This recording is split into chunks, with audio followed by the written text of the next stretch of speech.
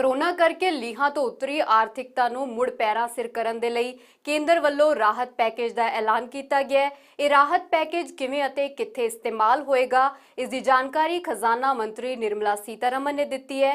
ਕਿਸਾਨਾਂ ਦੇ ਲਈ ਕੀ ਖਾਸ ਐਲਾਨ ਕੀਤੇ ਗਏ ਨੇ, ਇਹ ਵੀ ਦੱਸਦੇ ਹਾਂ।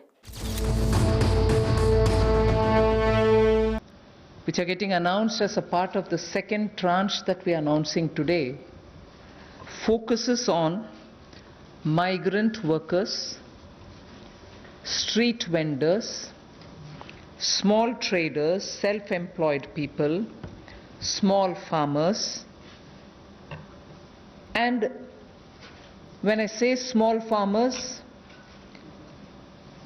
there are a few items we say.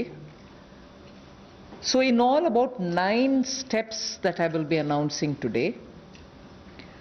3 relating to migrant workers, 1 related to the Sishu loan within Mudra, 1 related to street vendors, 1 housing, 1 related to employment generation largely for tribals and in those in the tribal pockets, and 2 related to farmers, particularly small farmers. But even as I say this, since you have been keenly listening and hearing what we are saying, many of them may have overlaps with the next package that we'll announce. So on farmers, for example, it's not as if I'm giving only 2 steps, nothing more. Arey kisan ke liye chhod de kaam. No, there will be more. But today I'm bringing in 2. Just as I said, in each of the package, we'll keep in mind and prioritize concerns related to migrant workers, poor, those who are, in need, and therefore that will continue. So if I have not spoken about a certain thing today, it's not as if Government of India has forgotten. After all, let's please remember, within hours of having announced the lockdown, the Pradhan Mantri Garib Kalyan Yojana was for the poor, was for transferring cash to the poor, was for giving grains for the poor, and so on. And that's not enough. We will come with more. We are announcing more. So let's not look at each one of the silo as though that was the only thing. As I said earlier, there are tranches of announcements. Many things might overlap. Many of them might get mentioned here as well as mentioned once more somewhere else. So just a broad understanding on that. And before I get to talking about what we are doing on the migrants, I just want to let you know that about 3 crore farmers had availed loans which were given to them earlier in concessional rates, I think, which was direct support to farmers. And those 3 crore farmers had availed of agricultural loans which were over 4 lakh crores. 3 crore farmers who are marginal farmers had already benefited from 4 lakh crores of credit given to them, and those people who have availed of these credit through the Reserve Bank were also given a moratorium. For the next 3 months you don't have to pay your EMI and so on. Now, the interest subvention, which is normally given for prompt repayment in time, was extended till March. Now we are extending it up to 31st May 2020. So that is a thing which was already availed of, and for that we are giving a bit of an extension. And in the last 2 months, 25 lakh new Kisan credit cards have been given, which entails that they can take concessional credit. They're actually marginal farmers. So we've not forgotten them. And those 25 lakh new Kisan credit card holders have also been given or sanctioned a loan which totals to 25,000 crores. These are recent happenings. So there may have been a lockdown, but the government was not sitting quiet. It has been attending to a lot of those who are in the margins of our society, who are desperately in need of assistance to carry on with their small work. So that is something which I want to draw your attention to before we move on to today's package. In just the last 2 months, again, during the COVID period, again, what activity has happened to reach out to the urban poor, which includes migrants? Government of India has permitted state governments to utilize State Disaster Response Fund, which goes from the center, for setting up shelter for migrants and providing them food and water. Just rough estimate that I'm giving you, 11,000 crores were sent in that name through the SDRF, with which they run the shelter homes, with which they give them food, with which they take care of them. And that money was also sent from the center. Of course, states do have a right, but that was given. And using that money, many of the migrants have been attended to. So I want that to be kept in context when we talk about attending to the migrants. Again, there are shelter homes which are under the shelter for urban homeless category. That is something which normally is there. But in those shelter for urban homeless, 3 meals are provided entirely at the cost of the central government. So homeless who live in urban areas, particularly in the COVID situation, are getting 3 meals per day. And I'm not saying this as though, oh, we've done this. I'm saying more from the point of view of we are conscious. We are attending to the migrants and we are giving them in various different ways. Food, taking care of them in the shelters, reaching cash to them. All this has been done, and therefore I'm enumerating. And did I do this some other time last year? No. I am showing you what has happened in the last 2 months, the critical lockdown period. So in shelter homes, 3 meals are being provided for people who are urban homeless. Now, the other thing, you may recall when the Prime Minister addressed the nation, how India's capacities can be utilized so that we can serve the globe, and how those capacities are lying dormant, and we are the ones who have to give the stimulus. All of us will have to. 12,000 self-help groups all over the country. This is an example which Honorable Prime Minister referred to. 12,000 SHG groups have produced over 3 crore of masks and 1.20 lakh liters of sanitizers, again during this COVID period. And the self-help groups in urban centers are with urban poor. So urban poor are contributing also in this COVID period. And self-help groups, as you know, is something which is supported by the central government also. Another experiment which was successful is for disbursing revolving funds to the SSGs, and these revolving funds for the self-help groups have also become on board a Paisa portal. It is called PA, all in capital, I is small and SA, Paisa portal, as of April.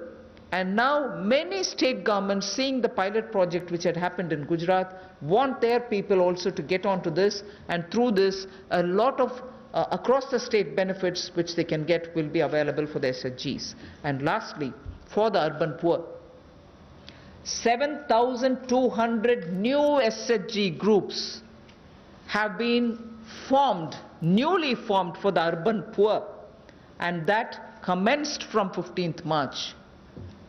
Critical COVID time. New self-help groups for whom assistance get given, and they get benefit from revolving funds and so on to catch on with what they want to do for their livelihoods.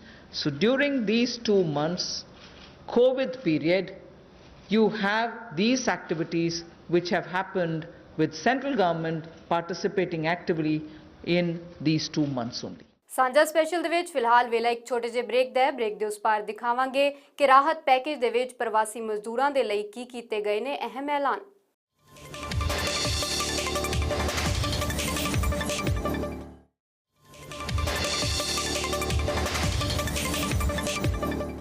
ਪ੍ਰਵਾਸੀ ਮਜ਼ਦੂਰਾਂ ਤੇ lockdown ਦੌਰਾਨ ਸਭ ਤੋਂ ਵੱਧ ਮਾਰ ਪਈ ਹੈ। ਰੁਜ਼ਗਾਰ ਖੁੱਸ ਗਏ ਨੇ, ਘਰਾਂ ਨੂੰ ਜਾਣ ਲਈ ਰਾਹਾਂ ਦੇ ਵਿੱਚ ਖੱਜਲ ਖੁਆਰ ਹੋ ਰਹੇ ਨੇ। ਅਜਿਹੇ ਦੇ ਵਿੱਚ ਰਾਹਤ ਪੈਕੇਜ ਦੇ ਵਿੱਚ ਪ੍ਰਵਾਸੀ ਮਜ਼ਦੂਰਾਂ ਲਈ ਵੀ ਖਾਸ ਐਲਾਨ ਨੇ। Second tranche, one quick look at some major reform steps which are in the pipeline. You know, the labour codes related matter is in the parliament. Some reports are also with the standing committee. We are committed to making it better for the workers, and the workers' welfare is top on our agenda. I very will quickly run through some of the points. All this is going to be shared with you in any case, but quickly I will highlight the fact that the minimum wages at the moment is applicable only to 30% of all the workers. We want to make it universal. We want to give that right to minimum wage universally to all workers. So that is one of the major things we are working towards, and as you know, it's all discussed in the parliament. It is getting, work is done in the parliament, it is happening there, but I'm giving you some of the highlights. Second is also the regional disparity in minimum wage which exists. We are trying to get over that problem, to get over the disparity which prevails by saying if there can be a national floor wage concept which can be accepted by all the states, so that the disparity which prevails between states of minimum wages can be gotten over. We are also talking about compulsorily giving appointment letters for everybody who is taken in, so that it gets formal, and also making sure annual health checkup is made mandatory for all the employees. Benefits also for workers in the interstate migration of workers, so that nowadays we come to know that workers don't get recruited through an agency or a group, which are normally the groups which bring in unskilled workers. Now employers are directly taking them on, and therefore for that also, coming from various destinations, we want to have a definition of interstate migrant workers. Again, on migrant workers, this will help in defining them better and reaching out benefits to them better. All this is in the parliament. I'm not saying it as a part of this package, but I'm only giving you a clear picture that we are committed towards improving the lot of the workers and making sure that migrant workers and other workers are treated a lot more with their formal benefits reaching them. Portability of welfare benefits is also being contemplated in the parliament for migrant workers. Again, looking at pan-India to all districts, we want to extend the ESIC benefits to all establishments which employ at least 10 people or more, and in some of the notified districts. Looking at also employees, establishment which have less than 10 employees, we want to, at least in a voluntary basis, make sure ESIC can be extended to them on a voluntary basis, because they're very small. We don't want to burden them with anything. The other thing that we're looking at is to make it mandatory to have ESIC coverage through notification by the central government for employees who are working in hazardous industries, because even if they are small and they don't get included through a central notification, we want to make sure ESIC coverage is given to all those who are working in smaller units but which are engaging in hazardous activities. They get the benefit of ESIC coverage. And social security schemes are being extended even to gig workers and platform workers. That is now urban phenomena, and they should get that coverage. So we want to bring gig workers into it. We're also looking at reskilling of retrenched workers. Now in the context of COVID, this was all designed before, but in the context of COVID, we probably will have a situation where a lot of retrenched workers will need to have a reskilling exercise. And again, all occupations should be opened for women with night working rights, and also there making sure safeguards are provided for all of them. Provision also for social security funds for unorganized workers and gratuity to be given for fixed term employment. I said there are three steps that we want to explain about the migrants. The first thing relates to free food grain. Free food grain supply to all migrants for the next 2 months. How is this? You're aware, we had already announced that for the public distribution system based, card based people who get their regular quota of rice or wheat and in their residences, we had added free 5 kgs for them, either of rice or wheat, and also said 5 kgs per individual, but per card 1 kg of pulse was announced earlier, and that additional 5 per month kg of wheat or rice was being given free. That was made clear. Now what we are saying is that continues, that remains intact, but for those who are non-card holders, meaning they are neither under the National Food Security Act nor are they holders of any state level cards, for them they shall be given 5 kgs per person of wheat or rice or 1 kg of chana, so that is for per family, and if the person is remaining without card, he can also get it. We are engaging with the state governments to make sure that they know where these migrants are, they can approach them and give them, because most of these migrants who have no cards are staying in those camps which are being run either by the government or by the NGOs, and therefore, based on a rough assessment which has been given to us by all the state governments, we think there are about 8 crore migrants per card, per family.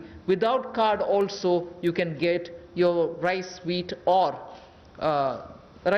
wheat or chana.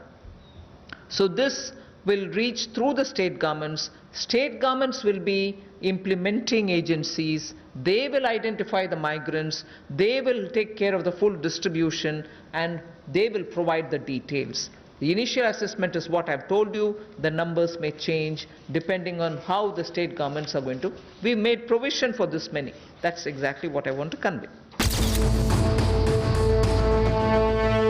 I go back to referring to the Prime Minister's address to the nation, where he said 5 pillars, and one of them is talking about technology-driven systems. This is one classic example for that, where in order to benefit migrant workers, we are coming up with a national portability of the cards, which is public distribution ration cards can be used in any ration card, any ration shop in any part of the country as you move along. So if there is a ration card holder, today he is in Bihar or Karnataka, tomorrow he moves to Rajasthan, he can take his food ration from any ration shop in that state. So national portability, which is now being defined as one nation, one ration card. One nation, one ration card will be implemented, and by August 2020, which is another 3 months, within 3 months, 67 crore beneficiaries in 23 states, which means the 67 crore beneficiary is 83% of all the PDS population that we are talking about. 83% of all the PDS population will get covered by this one nation, one ration card. And we assure 100% coverage of national portability of these cards by March 2021. 83% is already done. So all the states and union territories will complete full FPS automation by March 2021. ਸਾਂਝਾ special ਦੇ ਵਿੱਚ ਫਿਲਹਾਲ ਵੇਲਾ ਇੱਕ ਹੋਰ ਛੋਟੇ ਜਿਹੇ break ਦਾ ਹੈ। ਮਿਲਦੇ ਹਾਂ ਬ੍ਰੇਕ ਤੇ ਉਸ ਪਾਰ।